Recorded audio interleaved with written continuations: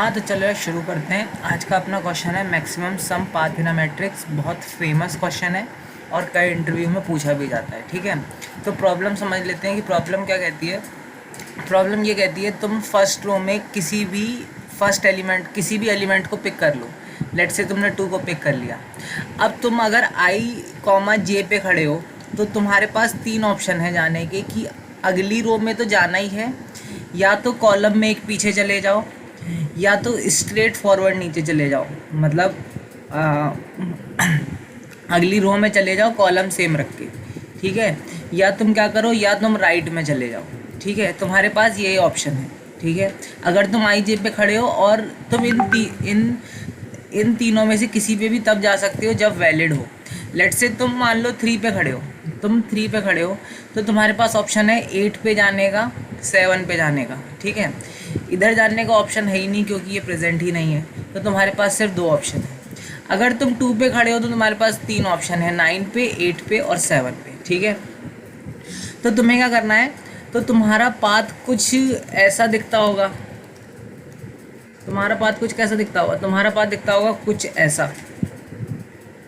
ऐसा हो सकता है, या अगर तुम इस एलिमेंट से शुरू करो तो ऐसा हो सकता है, या इस एलिमेंट से शुरू करो तो ऐसा जाके ऐसा भी हो सकता है। कैसा भी पाथ हो सकता है। ठीक है, पर पाथ की कंडीशन क्या है कि वो किसी उसका जो स्टार्टिंग पॉइंट है वो फर्स्ट रो के किसी एलिमेंट से शुरू होना चाहिए। हो सकता है 1 से स्टार्ट हो जाए, हो सकता है 2 से स्टार्ट हो जाए, हो सकता है 3 से भी स्टार्ट हो जाए, किसी से भी स्टार्ट हो जाए। तो देखो, मैं ये कह रहा हूँ कि जैसे मान लो पाथ में जैसे तुम्हारी जो पहली रो है उसमें मान लो 3 नंबर है, 3, 4 एंड 6 लेट्स से। ठीक है, तो 3 से तुम मैक्सिमम सम पाथ फाइंड कर लो। Maximum sum path starting from 3, ये पहली रो के 3 इंडेसेस है मान लो। ठीक है, अब तुम फिर फाइंड कर लो maximum path starting from 4 and then find maximum path starting from 6। ठीक है, तो इन तीनों का जो मैक्सिमम होगा, इन तीनों का जो मैक्सिमम आंसर होगा, जैसे 3 से अगर तुमने फाइंड किया लेट से आया 12, 4 से फाइंड किया लेट से आया 15 और 6 से फाइंड किया लेट से आया कुछ 11। ठीक है, तो 15 तुम्हारा आंसर हो जाएगा। तो इन तीनों का तुम मैक्सिमम ले लोगे। ठीक है, तो तुम्हारी प्रॉब्लम क्या हो गई, तो तुम्हारी प्रॉब्लम बॉयल्स डाउन हो गई कि किसी एक इंडेक्स से शुरू कर दो और उससे मैक्सिमम सम पाथ फाइंड कर लो। ठीक है, तो ये तुम्हारी प्रॉब्लम हो गई। तो हम मैट्रिक्स एक बार दोबारा बना लेते हैं। जो अपनी एग्जांपल मैट्रिक्स है, मैट्रिक्स थी 1 2 3, नीचे था 4 5 एंड 6 एंड देन था 7 8 एंड 9, ये मैट्रिक्स थी। तो लेट से मैं 2 से स्टार्ट करता हूँ। ठीक है, 2 से स्टार्ट करता हूँ। तो 2 से मेरे पास मैक्सिमम पाथ कौन सा होगा। 2 से देखो मेरे पास 3 ऑप्शन है, 3 ऑप्शन है। तो मैं लिखता हूँ 2 से मैं कहाँ कहाँ जा सकता हूँ, 9 पे जा सकता हूँ, 8 पे जा सकता हूँ और 7 पे जा सकता हूँ। ठीक है, 9 से तुम कहाँ कहाँ जा सकते हो, 4 और 5 पे। ठीक है, 8 से कहाँ जा सकते हो, 4 5 6 पे। तो 8 से मैं जा सकता हूँ 4 5 एंड देन 6। ठीक है, और मैं 7 से कहाँ जा सकता हूँ, 7 से जा सकता हूँ मैं 5 एंड 6। ठीक है, तो देख लेते हैं कि किसका पाथ मैक्सिमम होगा। तो 2 + 9 कितना होता है, 2 + 9 इज़ 11, 11 + 5 16। तो अगर ये देखें तो यहाँ पे आ रहा है 16, और ये कितना आ रहा है 8 + 6 14 और 2 16। तो इधर से भी पाथ 16 आ रहा है, इधर से कितना आ रहा है 7 + 6 13 + 2 15। तो मैक्सिमम पाथ की वैल्यू दैट स्टार्टिंग फ्रॉम 2 वो कितनी है 16। ठीक है, वो कितनी है 16। अब 3 से फाइंड कर लेते हैं। 3 से कहाँ जा सकते हैं, 3 से जा सकता हूँ मैं 8 पे और 7 पे। तो मैं 3 से जा सकता हूँ 8 पे और 7 पे। अब 8 से मैं जा सकता हूँ 4 5 एंड 6 और 7 से जा सकता हूँ मैं 5 एंड 6। तो इसका सम पाथ कितना होगा, 7 + 6 13 एंड 13 + 3 16। ठीक है, एक ये पाथ हो गया। अगर मैं ये जाता हूँ तो 8 + 6 14 और 3 17। तो जो 3 से स्टार्ट होने का पाथ आएगा उसकी वैल्यू कितनी आ गई 17, और वो पाथ ये है। ठीक है, अब तुम देखो जो अपना क्वेश्चन है उसमें क्या ब्रांचिंग हो रही है। तुमने एक ट्री बनाया, उसमें ब्रांचिंग हो रही है। ठीक है, तो यार ब्रांचिंग हो रही है तो अपन को किसकी फ़ील आएगी कि क्या हम रिकर्जन लगा सकते हैं, तो इसकी हमें फ़ील आ जानी चाहिए। मैं अपनी रिकर्जन वाली वीडियोस में बताया हूँ ठीक है। तो अब रिकर्जन लगाते हैं। तो रिकर्जन की कंडीशन क्या होती है? रिकर्जन की कहती है कि जो इनपुट साइज़ है वो तो छोटा हो जाना चाहिए, ठीक है। और जो एक मेन प्रॉब्लम है, एक जो मेन प्रॉब्लम है, जैसे this problem can be solve by similar sub problem, let's say similar problem 1, 2 and 3, these are 3 problems, ठीक है। तो अगर मैं इन तीनों को सॉल्व कर लूँ तो मैं उन तीनों की मदद से अगर इसको सॉल्व कर सकता हूँ तो मैं रिकर्जन लगा सकता हूँ, ठीक है। ये रिकर्जन की कंडीशन कहती है।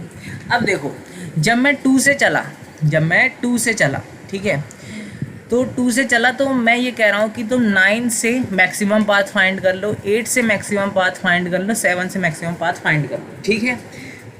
और अब जब तुम्हें 2 से फाइंड करना हो तो जो इनका जो मैक्सिमम पाथ है उसमें बस 2 ऐड और कर देना, वही 2 से स्टार्ट होने वाला मैक्सिमम पाथ हो जाएगा, ठीक है। तो देखो, ये प्रॉब्लम थी कि 2 से स्टार्ट होने वाला मैक्सिमम पाथ। ये प्रॉब्लम बॉइल्स डाउन हुई 3 सब प्रॉब्लम में कि 9 से निकाल लो, 8 से निकाल लो और 7 से निकाल लो, ठीक है, मैक्सिमम सम पाथ, ठीक है। उसमें बस 2 ऐड कर देना तो तुम्हारा 2 से आ जाएगा, ठीक है। तो ये सब प्रॉब्लम पे तो डिपेंड कर रही है। क्या साइज़ डिक्रीज़ हो रहा है? हाँ यार, साइज़ डिक्रीज़ हो रहा है। अगर तुम 2 से स्टार्ट करते हो तो तुम्हें कितनी रो ट्रैवर्स करनी पड़ेंगी? तुम्हें 3 रो ट्रैवर्स करनी पड़ेंगी, ठीक है। अगर 9, 8 या 7 से स्टार्ट करते हो तो तुम्हें सिर्फ 2 रो ट्रैवर्स करनी पड़ेंगी, ठीक है। तो प्रॉब्लम छोटी तो हो रही है। अब जब प्रॉब्लम छोटी हो रही है तो मैं इसमें रिकर्जन लगाऊंगा, ठीक है। तो रिकर्जन का चलो फंक्शन देते हैं, तो इसका नाम देते हैं मैक्स पाथ, ठीक है। अब जो तुम्हारा पाथ होगा उसका तुम्हें सम रिटर्न करना है, वो एक इंटीजर वैल्यू होगी, तो मैं देता हूँ इंट मैक्स पाथ, ठीक है, इंट मैक्स पाथ, ठीक है। अब देखो, तुम्हारी प्रॉब्लम क्या है कि तुम्हें i, j से, मतलब पहली रो के किसी एलिमेंट से मैक्सिमम पाथ निकालना है, ठीक है। तो इसमें एक मैं दे रहा हूँ इंडेक्स i, j कि तुम इस समय कहाँ पे खड़े हो, ठीक है। तो मैं क्या कह रहा हूँ, तो मैं दे रहा हूँ एक int i, int j, matrix, ठीक है। तो मैं दे रहा हूँ इंट नहीं, वेक्टर देते हैं, ठीक है। मैं दे रहा हूँ उसे वेक्टर मैट्रिक्स को वेक्टर से रिप्रेजेंट करते हैं, इंट, और इसका नाम दे रहा हूँ मैं मैट्रिक्स का मैट, ठीक है। अब सबसे पहले हम बेस केस लिखते हैं। तो बेस केस क्या कहता है? बेस केस कहता है कि if i double equal to क्या हो जाए, मैट्रिक्स डॉट साइज हो जाए। मैट्रिक्स डॉट साइज मतलब मैट्रिक्स वहाँ ख़त्म हो जाएगी। तो तुम्हें क्या रिटर्न करना है? तुम्हें रिटर्न करना है 0। तुम्हें क्या रिटर्न करना है? 0, ठीक है। ये तो हो गया तुम्हारा बेस केस, ठीक है। मैं ये कह रहा हूँ कि अगर तुम इस इंडेक्सेस पे आ जा रहे हो, मतलब जैसे तुम्हारी मैट्रिक्स थी 1 2 3 4 5 6 एंड 7 8 9, ये मैट्रिक्स थी। अगर तुम i equal to matrix dot size, मतलब अगर i यहाँ आ जा रहा है तो यहाँ रिटर्न 0 कर दो, ये बेस केस हो गया, ठीक है। अब देखो, अब हमें चेक करना पड़ेगा कि इस इंडेक्स से हमारे पास 3 पॉसिबिलिटी थी जाने की, ये और ये, ठीक है। तो इस पे हम जा नहीं सकते, तो ये हमें एक्सक्लूड करना पड़ेगा। तो मैं 3 वेरिएबल ले रहा हूँ, int a, int b and int c, ठीक है। मैं 3 वेरिएबल ले रहा हूँ और a को इनिशलाइज करा रहा हूँ 0 से, b को भी 0 से एंड c को भी 0 से, ठीक है। सब में वैल्यू 0 डाल दी, ठीक है। अब देखो, अब मैं क्या कहता हूँ, मैं कहता हूँ कि इफ़ कि अगर तुम्हारा जो jth माइनस 1th एलिमेंट है, अगर वो 0 से छोटा है तो 0 से बड़ा है, 0 से ग्रेटर देन या बड़ा है, ठीक है। तो तुम्हारा jth माइनस 1 इंडेक्स वैलिड है। तो मैं a में डाल दे रहा हूँ, a में क्या डाल रहा हूँ मैं, तो मैं a में कॉल कर दे रहा हूँ maximum max path of i plus 1, मतलब अगली रो में चले जाओ और एक लेफ्ट में चले जाओ, तो jth माइनस 1 कॉमा मैट, ठीक है। ये तो हो गया अगर jth माइनस 1 वैलिड है। अगर वैलिड नहीं है तो जो a है उसमें वैल्यू 0 ही रहेगी, ठीक है। अब मैं फिर से यही काम करता हूँ।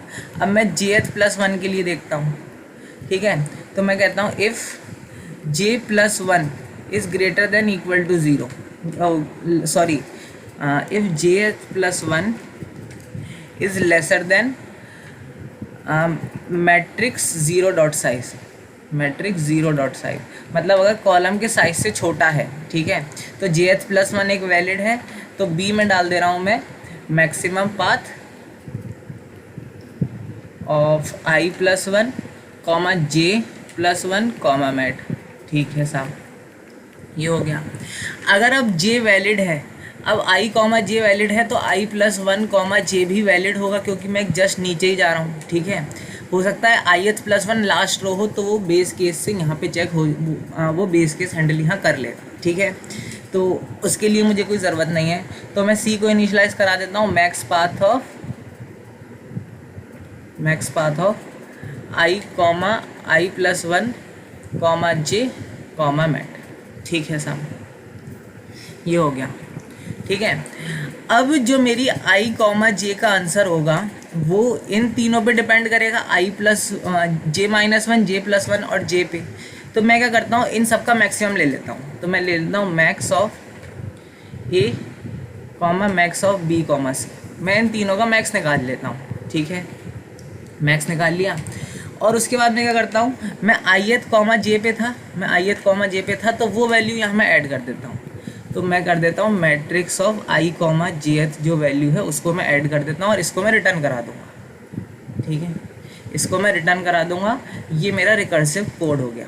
ठीक है, अब ये क्या किया मैंने कि जो आई कॉमा जे थी वो तीन सब प्रॉब्लम पे डिपेंड कर रही थी, तो आई कॉमा जे का maximum path is equivalent to इन सब का maximum path plus this value. तो वही मैं यहाँ पे लिख दिया। ठीक है, और फिर मैं अपना आंसर रिटर्न करा दिया। तो अब एक चीज़ देखो, हाँ, मान लो मैट्रिक्स थोड़ी बड़ी लेते हैं। मैट्रिक्स होती लेट्स से 1 2 3 4 5 7 और 9 8 6, मान लो ये मैट्रिक्स होती। ठीक है, और कुछ मान लो यहाँ भी कुछ होता है, लेट्स से 10 12 11, मान लो ये मैट्रिक्स होता है। ठीक है, तो देखो अगर इसमें हम 3 का रिकर्जन डायग्राम बनाते हैं, ठीक है, 3 से स्टार्ट होने वाला, तो 3 से स्टार्ट होते तुम कहाँ जा सकते हो, 5 और 7 पे। 5 से तुम कहाँ जा सकते हो, 9 8 6 पे, 9 8 और 6 पे। ठीक है, 7 से कहाँ जा सकते हो, 7 से जा सकते हो 9 और 8 और 6 पे, 8 और 6 पे यहीं जा सकते हो। अब 8 से फिर तुम जा सकते हो लेट्स से 10 11 10 12 और 11 पे। ठीक है, और तुम कहाँ थे, यहाँ 8 से भी तुम जा सकते हो 10 12 11 पे। ठीक है, तो यार देखो ये जो रिकर्जन ट्री था, ठीक है, ये बार बार मुझे कंप्यूट करना पड़ रहा था। अगर मैट्रिक्स का साइज़ मान लो और होता तो ये रिकर्जन ट्री बार बार एनकाउंटर होता और बहुत बड़ी लिटरेशन आती। ठीक है, तो मैं क्यों ना 8 से शुरू होने वाला मैक्सिमम पाथ जो है वो स्टोर कर लूँ, और जब स्टोर कर लूँगा, जब वापस ये रिकर्जन ट्री एनकाउंटर होगा तो मुझे ये कैलकुलेशन नहीं करनी पड़ेगी, मैं यहीं से अपना आंसर रिटर्न कर दूँगा। ठीक है, तो मैं क्या करता हूँ, अब इसके लिए मुझे स्पेस एलोकेट करनी पड़ेगी, क्योंकि मुझे वैल्यूज़ स्टोर करानी है। ठीक है, तो तुम्हें कितनी वैल्यूज़ मैक्सिमम स्टोर करानी पड़ेंगी। देखो अगर तुम्हारी ये गिवन मैट्रिक्स है तो तुम्हें इससे चाहिए। अब हो सकता है रिकर्जन ट्री यहाँ से ये दोबारा एनकाउंटर हो जाए। ठीक है, तो देखो इसमें देखो, इसमें जो रिकर्जन लिखे इसमें कितने पैरामीटर वेरिएट कर रहे हैं, 2 पैरामीटर वेरिएट कर रहे हैं, आई कॉमा जे, और आई कॉमा जे एक दूसरे से इंडिपेंडेंट हैं। ठीक है, तो मुझे 2D मैट्रिक्स लगेगी स्टोर कराने के लिए अपनी वैल्यूज़। ठीक है, तो मैं एक 2D मैट्रिक्स डिफाइन करता हूँ, उसका नाम मैं दे देता हूँ DP। ठीक है, हाँ, उसका नाम दे देता हूँ मैं DP। तो मैं लिख देता हूँ int DP of n comma m, जो n कॉमा m है वो साइज ऑफ अ मैट्रिक्स है। ठीक है, और इसको मैं सबको -1 से इनिशलाइज करवा देता हूँ। ठीक है सर, अब मैं क्या करूँगा, मैं कुछ नहीं करूँगा, जो मेरा आंसर आए, जो मैं आंसर रिटर्न कर रहा हूँ उसे मैं पहले स्टोर कराऊँगा। ठीक है, तो मैं ये जो लाइन है ये यहाँ से मिटा दूँगा, और मैं यहाँ स्टोर करा लूँगा DP of i comma j. ठीक है, DP of i comma j का मतलब है आई कॉमा जे से शुरू होने वाला मैक्सिमम पाथ की जो वैल्यू है वो DP of i comma j में स्टोर होगी। ठीक है, और फिर मैं यहाँ पे ये रिटर्न करा देता हूँ, return d of i comma j. ठीक है, ये हो गया। अब ये तो मैंने स्टोर करा ली वैल्यू। अब जब दोबारा एनकाउंटर होगा तो मुझे इस वैल्यू को यूज़ भी करना है, मुझे वो भी लिखना है। तो मैं क्या कहता हूँ, मैं कहता हूँ if d p of i comma j is not equal to -1, is not equal to -1, it's mean it has been computed previously and then I will not compute it again. I would simply return the value, I would simply return the value dp of I comma j। ठीक है, वो मैं यहाँ पे return कर दूँगा, उसको मैं दोबारा कंप्यूटेशन नहीं करूँगा। ठीक है, तो अब इसकी टाइम कॉम्प्लेक्सिटी के बारे में देख लेते हैं। तो यार देखो, जो तुम्हारी मैट्रिक्स थी उसमें आई और जे वेरिएट कर रहे थे, और हर आई कॉमा जे पे हमने एक ही बार ट्रेवल किया, उसकी जो वैल्यू थी वो मैंने d p of i comma j में स्टोर करा ली। जब भी आई कॉमा जे दोबारा इनकाउंटर होगा, मुझे बस रिटर्न करनी है, मुझे ये कंप्यूटेशन करने की कोई ज़रूरत नहीं है। ठीक है, तो मैंने हर एलिमेंट एक बार काउंटर किया। कितने नंबर ऑफ एलिमेंट हैं? एलिमेंट हैं आई क्रॉस जे, वो एन क्रॉस एम एलिमेंट है। ठीक है, तो एन क्रॉस एम एलिमेंट है, तो क्या होगा, हाँ, तो इसकी जो टाइम कॉम्प्लेक्सिटी हो जाएगी वो हो जाएगी ओ ऑफ एन क्रॉस एन। ठीक है, ये इसकी टाइम कॉम्प्लेक्सिटी हो जाएगी। और स्पेस कॉम्प्लेक्सिटी तुमने क्या किया, 2D एरे एक एलोकेट की, 2D मैट्रिक्स एक एलोकेट की, उसकी स्पेस क्या थी, उसकी स्पेस थी ओ ऑफ एन क्रॉस एन। तो ये इसकी स्पेस कॉम्प्लेक्सिटी हो जाएगी। अब क्या करना, जब ये मैट्रिक्स कंप्यूट हो जाए तुम्हारी, जब ये वाली मैट्रिक्स तुम्हारी कंप्यूट हो जाए, तो जो पहली रो होगी उसका जो मैक्सिमम एलिमेंट है वो रिटर्न कर देना, क्योंकि अपना जो पाथ था वो किसी भी एलिमेंट से स्टार्ट हो सकता था, यहाँ से भी हो सकता था, यहाँ से भी हो सकता था, यहाँ से कहीं से भी हो सकता था। ठीक है, तो तुम क्या करना, इन सब का मैक्सिमम फाइंड करना और वही अपना आंसर होगा। ठीक है, तो उसके लिए ओ ऑफ एन टाइम और लगेगा। तो ओ ऑफ एन स्क्वायर के सामने ओ ऑफ एन कोई मायने नहीं रखता ज़्यादा, तो जो इसकी कॉम्प्लेक्सिटी हो जाएगी वो हो जाएगी ओ ऑफ एन क्रॉस एम या ओ ऑफ एन स्क्वायर। ठीक है, जो भी है, तो इसकी टाइम कॉम्प्लेक्सिटी हो जाएगी। होप करते हैं कि तुम्हें ये सॉल्यूशन समझ आया होगा। अगर समझ आए तो please like share and subscribe करना यार। थैंक यू यार।